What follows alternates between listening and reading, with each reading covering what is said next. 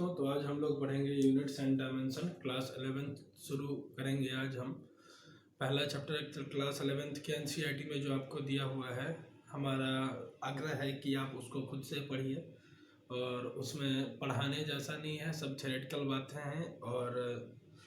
बातें हैं और आप खुद से भी पढ़ सकते हैं उसको। तो सेकंड चैप्टर जो होता है आपका यूनिट्स एंड डायमेंशंस, वो हम चालू करेंगे, अभी शुरू करेंगे। तो चूँकि अब हम पहला चैप्टर पढ़ा नहीं रहे हैं और फिज़िक्स स्टार्ट यहाँ से हो रहा है आपका, तो चलिए पहले जान लेते हैं कि फ़िज़िक्स को डिफ़ाइन किस तरह से करते हैं, फ़िज़िक्स होता क्या है। तो चलिए देखते हैं, हम यहाँ पे डेफिनेशन लिखे हैं। Physics is the science of measurement, लिखे हैं कि physics is the science of measurement. तो फिज़िक्स मेजरमेंट का साइंस है या विज्ञान है, इस तरह से कि मेजरमेंट, हम लोग जो कुछ भी मेजर करते हैं साइंस के अंदर जो कुछ भी मेजर करते हैं, जैसे कि हम आप बायो ले लीजिए या केमिस्ट्री ले लीजिए। केमिस्ट्री में आप मोल फ्रैक्शन पढ़ते हैं, बायो में आप टर्गर प्रेशर पढ़ते हैं, वॉल प्रेशर, जो कुछ भी कैलकुलेट करते हैं, जो मेजर करते हैं। या फिजिक्स में तो है ही ढेर सारे क्वांटिटीज, मास हो गया, फोर्स हो गया, एक्सेलरेशन हो गया, वेलोसिटी हो गया, टॉर्क हो गया, मोमेंट ऑफ इनर्शिया हो गया, जितना सारा चीज़ है जिसको हम मेज़र कर सकते हैं वो हमारा आता है, मेज़रमेंट करते हैं। सारा मेज़रमेंट है हमारा, जो भी है, जो भी मेज़र करते हैं, तो वही है फिज़िक्स। कि एक सिंपल सा जो डेफिनेशन अगर देना होगा फिज़िक्स का, तो physics is the science of measurement लिख देते हैं। फिर दूसरा डेफिनेशन भी हम लिखे हैं कि physics is the study of energy and matter. Physics is the study of energy and matter in space and time and the correlation between them.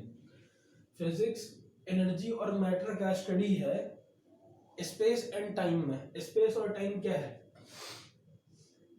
Space और टाइम हमारा दो रेफरेंस है कि आप जब अगर आप परसू करते हैं, ग्रेजुएशन करते हैं अगर आप फिजिक्स में, तो आप वहाँ आपको पढ़ाया जाएगा कोऑर्डिनेट, डिफरेंट टाइप्स का कोऑर्डिनेट। कार्टेशियन कोऑर्डिनेट आप पढ़े हैं, आप आगे जाएंगे तो कर्वीलिनियर कोऑर्डिनेट पढ़ेंगे। तो ढेर सारा कोऑर्डिनेट, यानी कि कोऑर्डिनेट पढ़ते हैं तो हम उसमें स्पेस के बारे में हमको जानकारी मिलता है। और टाइम भी एक रेफरेंस लिया जाता है। हम आप आगे देखेंगे, अभी 12th तक के सिलेबस में टाइम आपका रेफरेंस नहीं माना जाता। Physics is the study of energy and matter. Energy का स्टडी है, मैटर का स्टडी है, और स्पेस में एंड टाइम में and the correlation between them, मतलब इसके बीच में, एनर्जी, मैटर और स्पेस और टाइम के बीच में क्या कोरिलेशन है, इसका स्टडी कहलाता है फिजिक्स हमारा। एक और आप कह सकते हैं कि physics is the study of how things work. कोई भी चीज है, कोई छोटा से छोटा एप्लायंस है या कोई फिनोमेना है कि पेड़ से पत्ता अगर गिरता है तो नीचे ही क्यों आता है, हर चीज का कि ऐसा क्यों होता है, उसका जवाब फिजिक्स में मिलता है हमको। तो आप एक और डेफिनेशन लिख सकते हैं इसका कि फिजिक्स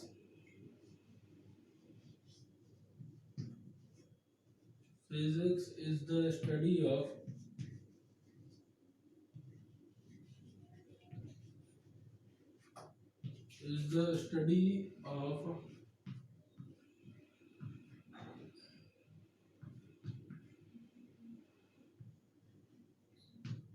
how things work।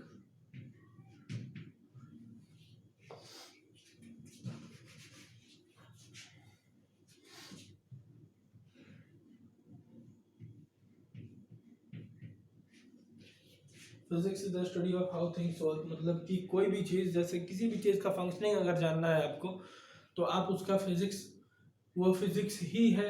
कोई भी चीज़ है, अगर आपका मोबाइल फ़ोन है या प्रिंटिंग मशीन हो गया, हर जगह हर एक चीज़ में फिजिक्स का, उसका फिजिक्स जानते हैं, उसके बारे में हम जानते हैं, जानकारी देता है हमको कि इसके अंदर क्या लगा हुआ है, किस तरह से लगा हुआ है, सारा मशीन का जानकारी, हर चीज़ फिजिक्स के अंतर्गत आता है।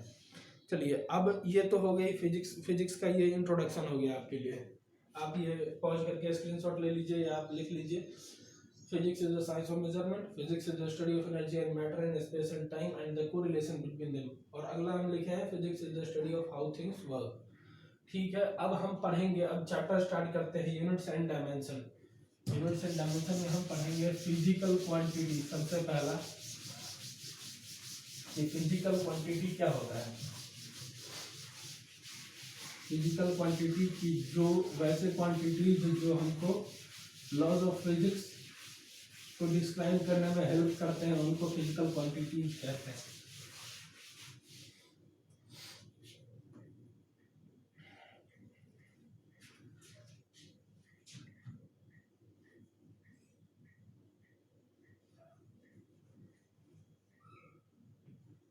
इसको शॉर्ट में हम लोग आगे लिखेंगे PQ।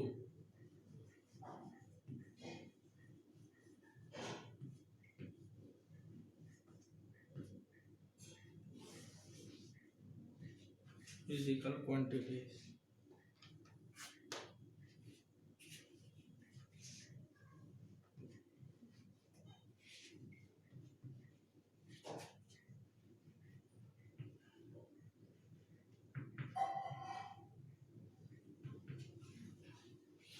All the quantities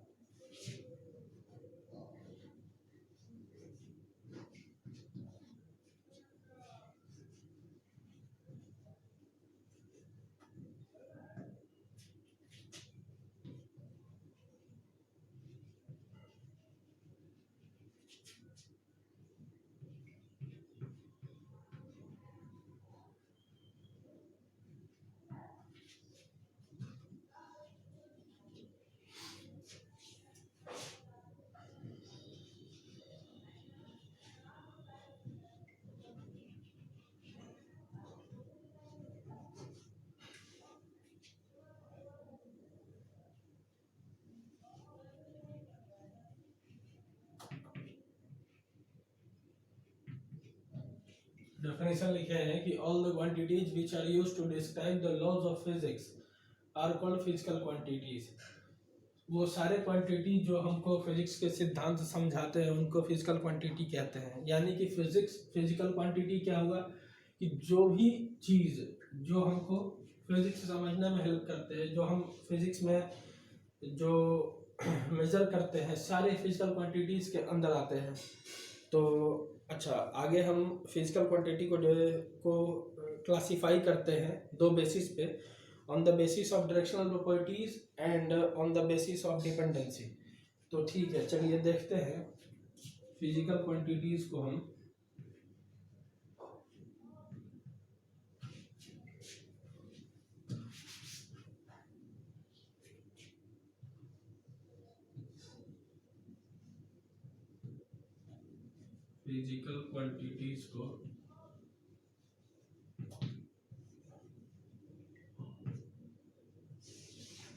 physical quantities को on the basis of dependency,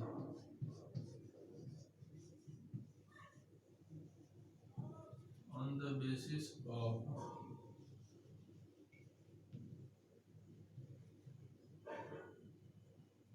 dependency, नहीं sorry, on the basis of directional properties, ऑन the basis of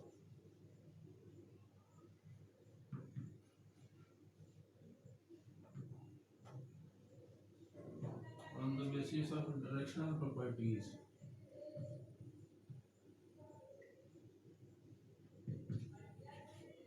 on the basis of directional property हम फिजिक्स को स्केलर्स एंड वेक्टर्स में हम classify करते हैं। Scalars and vectors में हम क्लासिफाई करते हैं। स्केलर आपको मालूम है, स्केलर वैसा क्वांटिटी होता है, वैसा फिजिकल क्वांटिटी है जिसके पास सिर्फ और सिर्फ मैग्नीट्यूड होता है, अपना कोई डायरेक्शन नहीं है। और ये ट्रायंगल लॉ ऑफ एडिशन को, जो वेक्टर लॉ ऑफ एडिशन है हमारा, उसको फॉलो नहीं करता है। वैसे क्वांटिटीज को बोलते हैं स्केलर। इसका एग्जांपल हुआ, डेफिनेशन हम आपको बताने का जरूरत नहीं है, आप इतने समझदार हैं कि डेफिनेशन आप खुद से लिख सकते हैं। इसका एग्जांपल हो गया मास, डेंसिटी,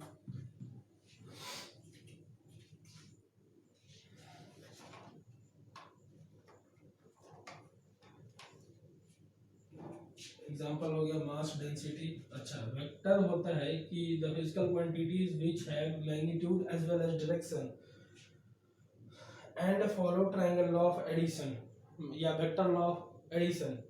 मतलब वेक्टर का जो एडिशन का लॉ होता है, वेक्टर हम पढ़ेंगे। वेक्टर जो होता है कि वेक्टर का ये वाला फार्मूला जो होता है आपका कि r is equal to under root P square plus Q square plus 2pq cos theta होता है हमारा। ये वाला इस फार्मूला को या ट्रायंगल लॉ ऑफ एडिशन जो होता है कि डिटेल वो उस तरह से सबको फॉलो कर रहा है तो उसको बोलते हैं वेक्टर। वेक्टर का एग्जांपल हो गया आपका वेलोसिटी हो गया, एक्सीलरेशन हो गया, फोर्स हो गया। ये हुआ हमारा फिजिकल क्वांटिटी को हम क्या किए, पहले फिजिकल क्वांटिटी का डेफिनेशन लिखा। All the quantities which are used to describe the laws of physics are called physical quantities. ये हम समझ लिया। अच्छा, अब फर्दर हम फिजिकल क्वांटिटी को क्लासिफाई कर रहे हैं on the basis of directional properties. तो डायरेक्शनल प्रॉपर्टी के बेसिस पे दो भाग में बांटते हैं इसको, स्केलर और वेक्टर में बांटते हैं। स्केलर और वेक्टर में तो स्केलर का एग्जांपल देख लिए मास और डेंसिटी, वेक्टर का एग्जांपल देखिए वेलोसिटी, एक्सेलरेशन एंड फोर्स।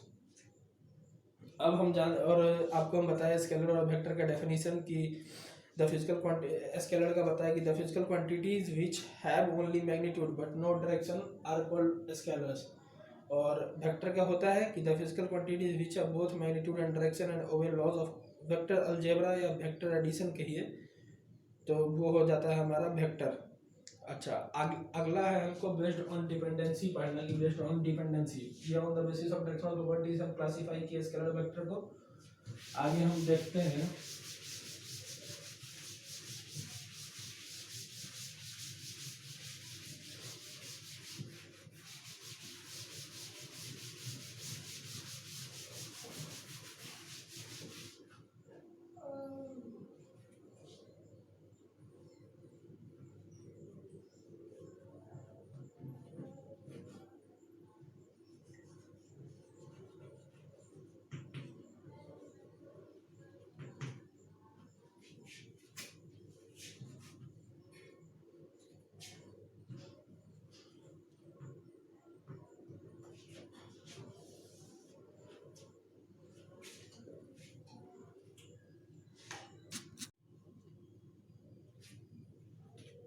चलिए देखते हैं फिजिकल क्वांटिटी को हम डिफरेंट ये करेंगे, क्लासिफाई किए थे based on the directional property, ये डायरेक्शनल प्रॉपर्टी। अब हम करेंगे इसका classification based on dependency.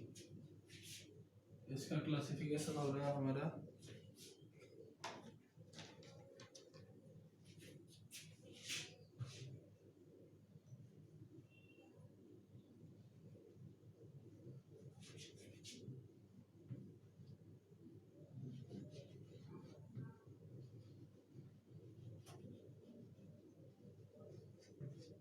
Based on dependency.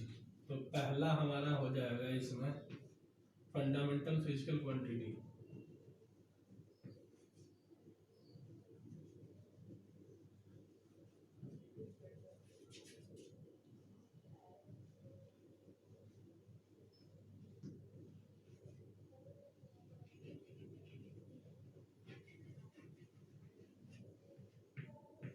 Fundamental physical quantity. दूसरा है हमारा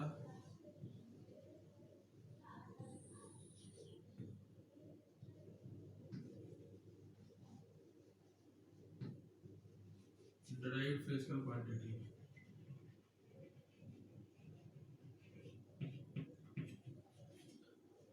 पहला होता है डिपेंडेंसी। क्या होता है बेस्ड ऑन डिपेंडेंसी का क्या मतलब, फंडामेंटल फिजिकल क्वांटिटी होता है इसके अंतर्गत अगर हम क्या कहते हैं इसको क्लासिफाई करते हैं तो पहला होता है हमारा फंडामेंटल फिजिकल क्वांटिटी, दूसरा होता है derived physical quantity.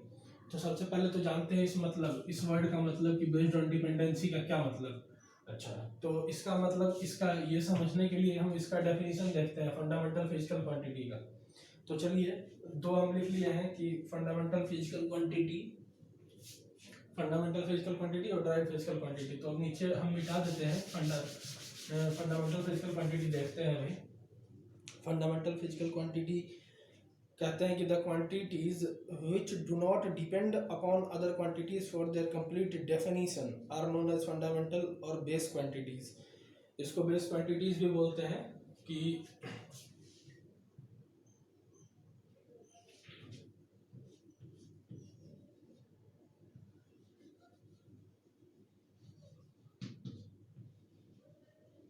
the quantities which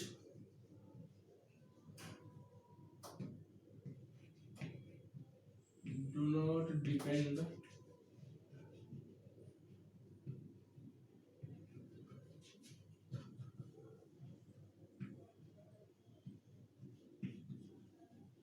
on another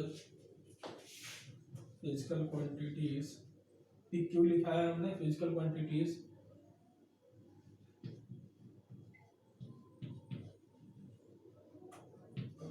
for their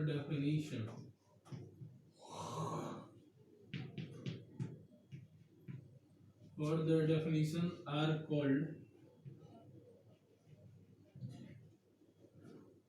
fundamental physical quantity।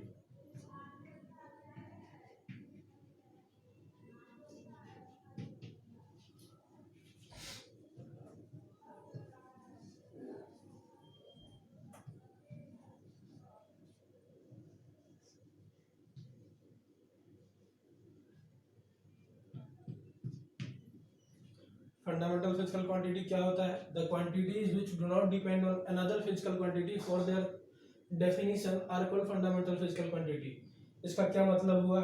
इसका ये मतलब हुआ कि वैसे क्वांटिटीज, वैसे फिजिकल क्वांटिटीज जो किसी पे डिपेंडेंट नहीं होते हैं अपने डेफिनेशन के लिए, मतलब उनको किसी और किसी दूसरे फिजिकल क्वांटिटी के टर्म्स में हम एक्सप्रेस नहीं कर सकते हैं। इसका एग्जाम्पल देखिए तब आपको क्लियर होगा। इसका एग्जाम्पल हो गया फंडामेंटल फिजिकल क्वांटिटी में हमारा आ गया पहला लेंथ। लेंथ हुआ तो लेंथ को आप किसी और चीज के रेस्पेक्ट में नहीं लिख सकते हैं कि लेंथ क्या है। लेंथ क्या है? लेंथ लेंथ है। मास हुआ हमारा, टाइम हुआ, place, length, mass, time,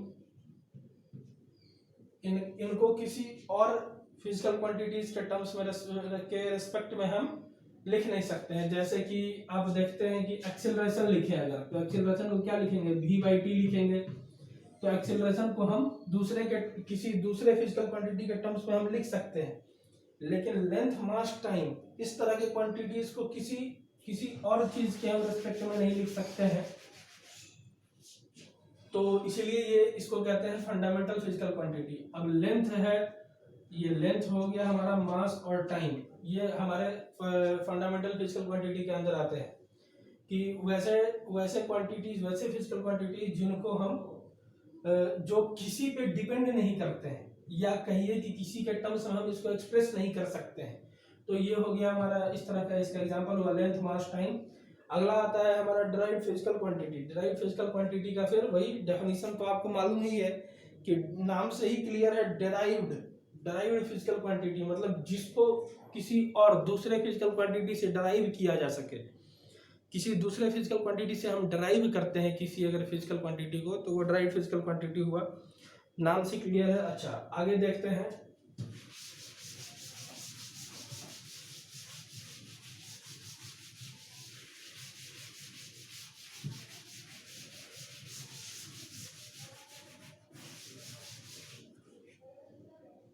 based on dependency हमारा दूसरा जो है वही वो है derived physical quantity.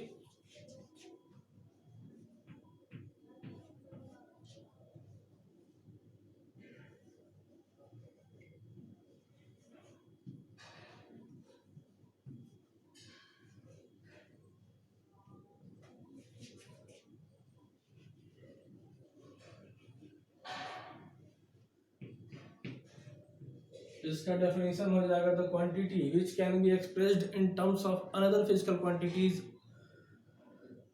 Are called derived physical quantities.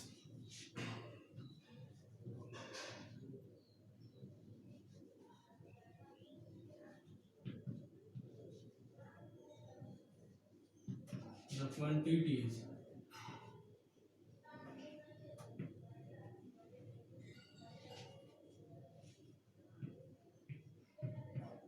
which can be expressed in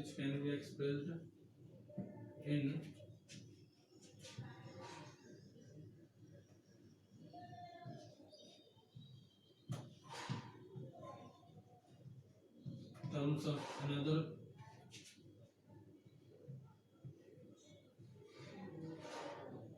physical quantities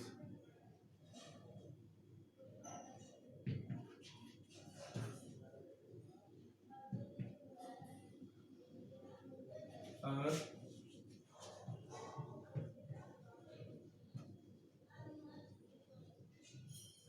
known as derived physical quantity.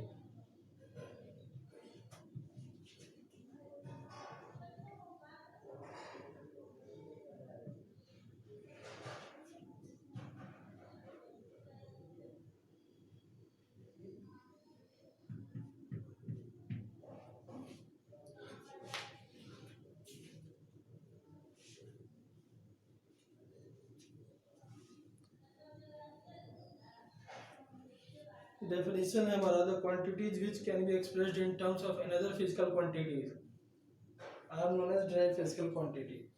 जिसको हम दूसरे के टर्म्स में एक्सप्रेस कर सकते हैं उसको derived physical quantity बोलेंगे. इसका एग्जांपल हो जाता है speed, volume, acceleration, force, pressure, etc.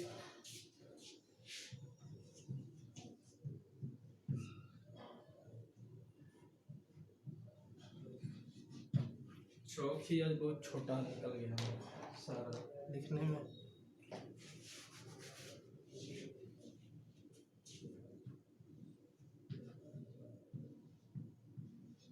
Speed है, स्पीड को हम क्या लिख सकते हैं? Distance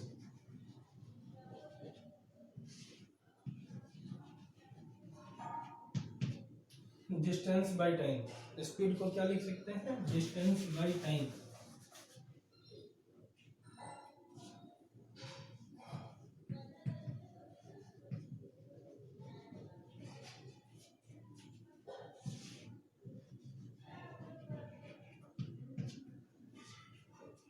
The quantities which can be expressed in terms of another physical quantities are known as derived physical quantity.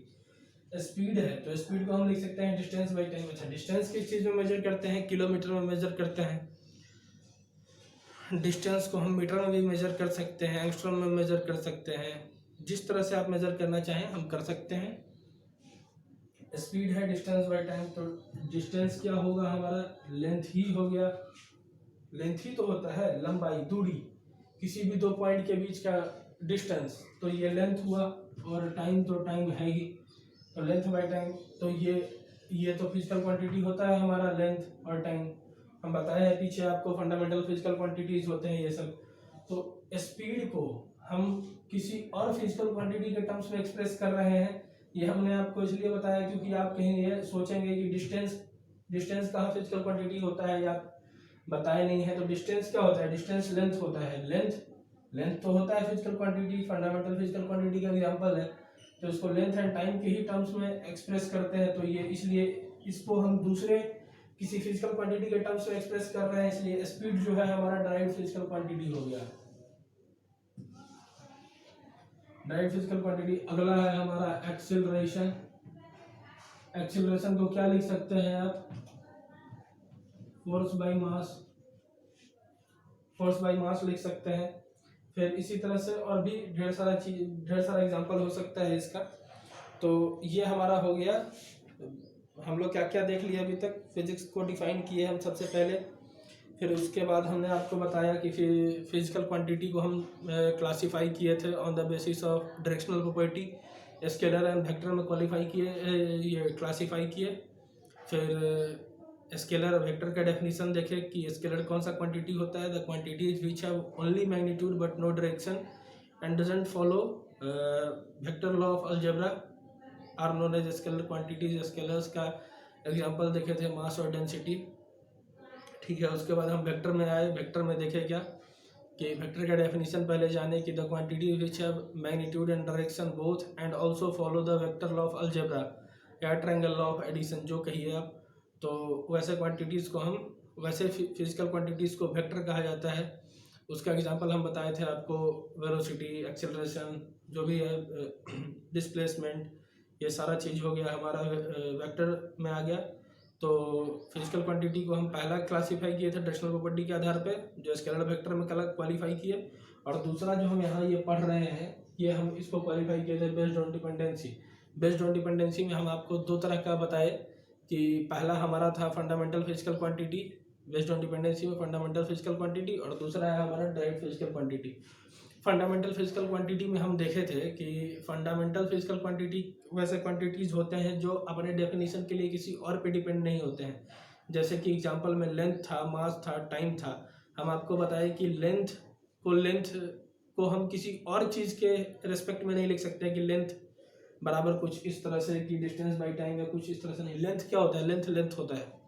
तो इसको किसी और चीज़ के रेस्पेक्ट में हम बता नहीं सकते हैं कि कुछ कि इसका क्या डेफिनेशन होगा, कि या इसके किसी और फिजिकल क्वांटिटीज़ के टर्म्स में हम इसको एक्सप्रेस नहीं कर सकते हैं। तो वैसे फिजिकल क्वांटिटीज़ जो होते हैं वो फंडामेंटल फिजिकल क्वांटिटीज़ के अंदर में आते हैं कि the quantities which do not depend on other quantities for their complete definition are called fundamental physical quantity.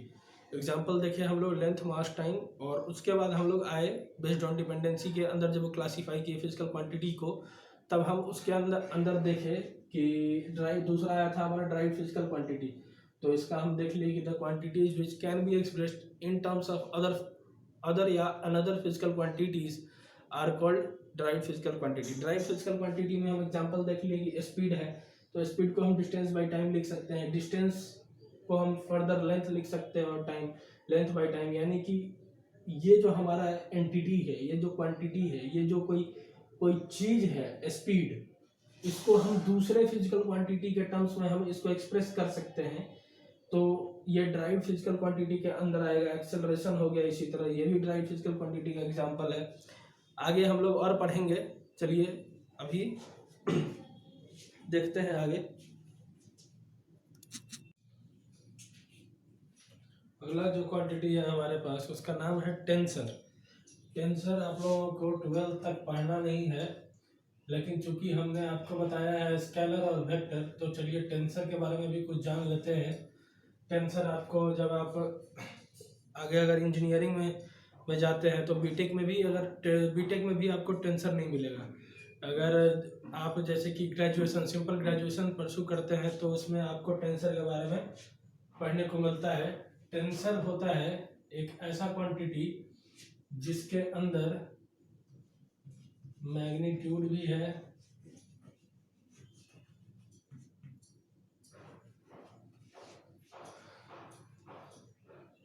Magnitude, direction,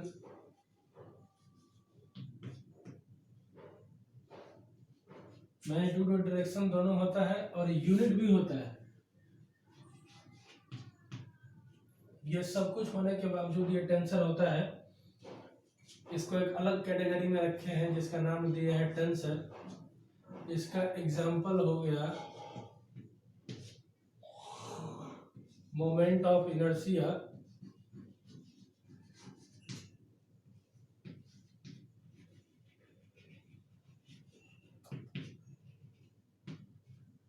और एक होता है हमारा इलेक्ट्रिक करंट।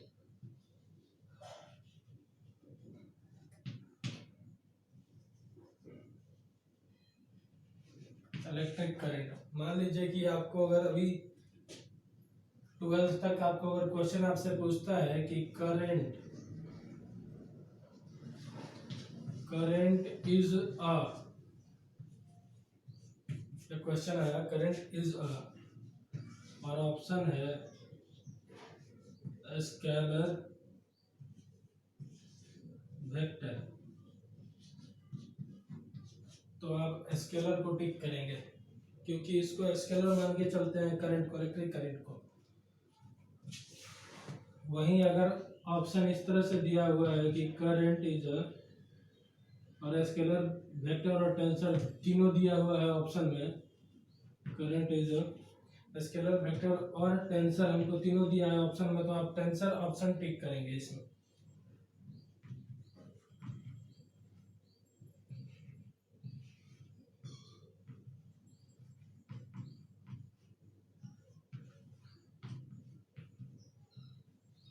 होता टेंसर ही है, लेकिन आप इसमें हम टेंसर ऑप्शन टिक करेंगे। होता ये टेंसर ही है, लेकिन अगर टेंसर नहीं दिया है तो स्केलर भी आप इसको मान सकते हैं। तो ये एक नया चीज़ है हमारा। स्केलर होता है, वेक्टर होता है, और एक होता है टेंसर। टेंसर के अंदर मैग्नीट्यूड, डायरेक्शन और यूनिट भी प्रेजेंट होता है, जैसे मोमेंट ऑफ इनर्शिया हो गया, इलेक्ट्रिक करंट हो गया। ये 2 एग्जांपल है, याद रखिए। इसके बारे में अगर डिटेल में पढ़ना है आपको तो आप बीएससी का सिलेबस या बुक उठाकर पढ़ सकते हैं। इसमें दिया हुआ है। टेंसर का जिक्र सिर्फ आपको ग्रेजुएशन में किया गया है, वो भी प्लेन ग्रेजुएशन जब आप करते हैं तब। ठीक है, तो अब हम पढ़ेंगे अगले लेक्चर में